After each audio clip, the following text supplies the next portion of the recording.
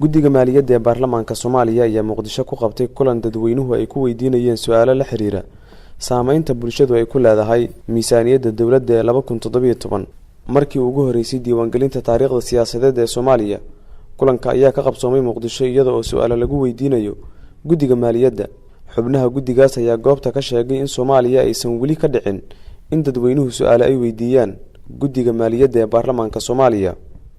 qorshaha ayaa ahaa in wasiirka maaliyadda ee xukuumadda Soomaaliya Dr. Bayle uu ka qayb galo kulankaasi dadweynuhu ay su'aalaha ku weydiinayeen, balse mas'uuliyiinta guddiga maaliyadda ayaa sheegay in wasiirku uu cudurdar soo gudbiyay daqiiqada kulanka ka hor. Cabdullaahi Maxamed Nuur, xogayaha guddiga maaliyadda ee baarlamaanka Soomaaliya, ayaa ugu horeyn sharaxay qaabka miisaaniyaddu ay ku timid. waxaa wasaaradda maaliyaddu ay u dirtaa warqad ogeysiis ah guud ahaan hay'adaha dawladda ee ka midka ah miisaaniyadda dalka. waxaa looga codsanayaa in ay aragtidooda ama baahiyahooda ay kusoo gudbiyaan muddo kooban.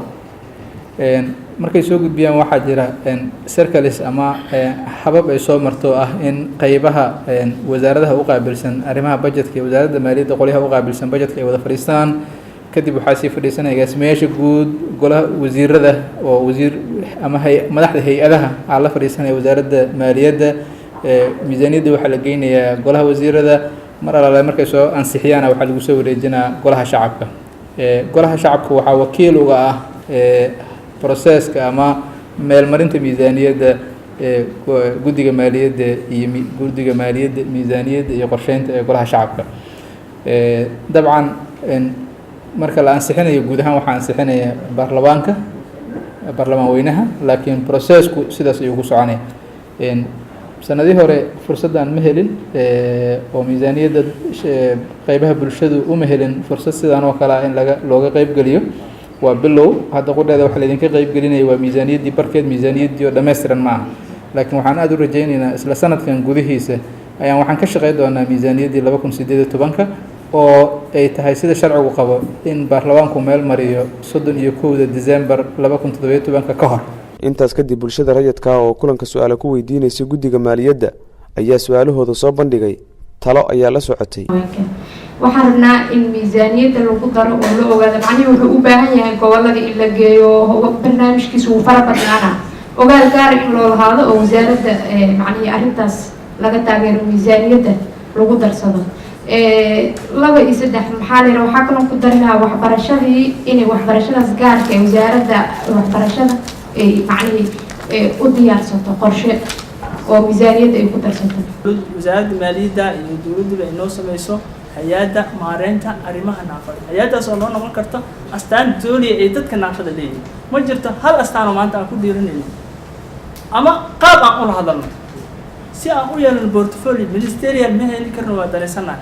balse maadaama ministerial heli karin hay'adda maareynta arrimaha dadka naafada in loo sameeyo hay'addaas oo heer qaran ah ee wasaaradda dawladdu ay hoos tagto ay dawladdu maalgeliso taa oo dadka naafada awood u leh inay dawladdii ula doodo kulana xisaabtanto. iyo dhammaan la gaaray caafimaadkan la gaarin security la gaarin waayo inaan wax la baran ayaa waxay tahay amni darrada arka qayb sheeg waxaan loo talagalay miisaaniyadda wadada guud ee qaranka boqolkiiba 1.6 ayaa loo talagalay. lacag u dhigantaa 4 milyan 3 milyan 900 wax u dhigma.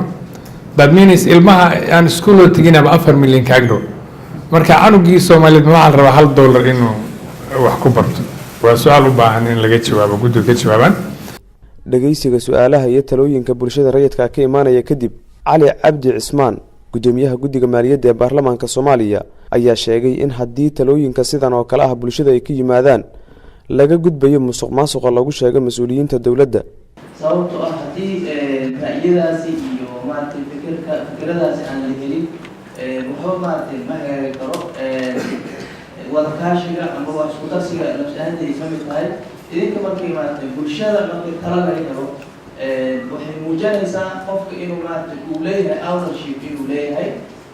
sababtoo ah kuma dhiibi karo waxaa inuu hadlayo qofka. marka runtii aad iyo aad maaragtay Calaadin Muumin, Goobjoog, Muqdisho.